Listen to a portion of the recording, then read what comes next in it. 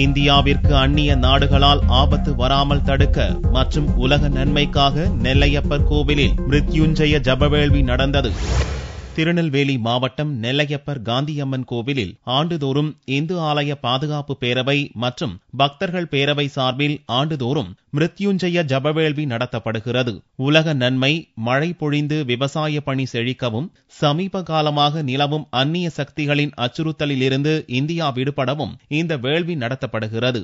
நெல்லையப்பர் கோவில் சன்னதியில் 14வது ஆண்டாக ஞாயிற்றுக்கிழமை காலை 10 மணிக்கு துவங்கிய வேள்வியை வேத விற்பன்னர்கள், சிவாச்சாரியார்கள் இணைந்து நடத்தினர்.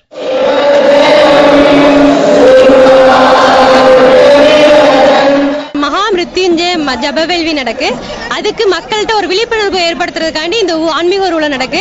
இந்த ஆன்மீக ஊர்வலத்துல கலந்துக்கிறதுக்காண்டி எங்க மகாத்மா காந்தி ஸ்கூல்ல இருந்து நாங்க வந்திருக்கோம். திருநெல்வேலி நெல்லையப்பர் கோயில்ல மிருத்யுஞ்சயம் அப்படிங்கிற வேலி நடத்திட்டு இருக்கோம். இது உலக நன்மைக்காக நடத்திட்டு இருக்கோம். இந்த கோயில வந்து நாங்க வருஷம் சாரதா காலேஜ்ல இருந்து மேனேஜ்மெண்ட் கூட்டிட்டு வருவாங்க.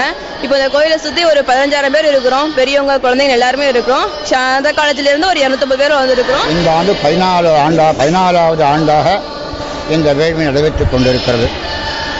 இது பொதுவாக உலக நன்மையின் பொருட்டும், நம்முடைய நாட்டினுடைய நன்மையின் பொருட்டும், பிற நாட்டினரால் நமக்கு வர இருக்கின்ற அணு ஆயுதங்களின் பயங்களை நிவர்த்தியும் பொருட்டும், நம்முடைய பாரத தேசம் உயர்ந்து விளங்கும் பொருட்டும், மக்கள் அனைவரும் சுகமாக இருப்பதற்காகவும், காலாகாலங்களின் மழைகள் பெய்தும், தண்ணீர் வசதி பெற்றும், விவசாயங்கள் பெருகவும், வியாபாரங்கள் பெருகவும், இப்படி பல்வேறு விதமான நன்மைகளின் பொருட்டு இந்த வேள்வி நடத்தப்படுகின்றது. முன்னதாக ஆலய பாதுகாப்பு குழுவினர் சார்பில் ஆன்மீக ஊர்வலம் நடந்தது. இதில் பல்வேறு இந்து மத அமைப்புகளின் தலைவர்கள், ஆன்மீக தலைவர்கள் பங்கேற்றனர். சிறுவர் சிறுமியர்கள் பல்வேறு ஆன்மீக தலைவர்களின் வேடங்கள் புனைந்து ஊர்வலத்தில் பங்கேற்றனர்.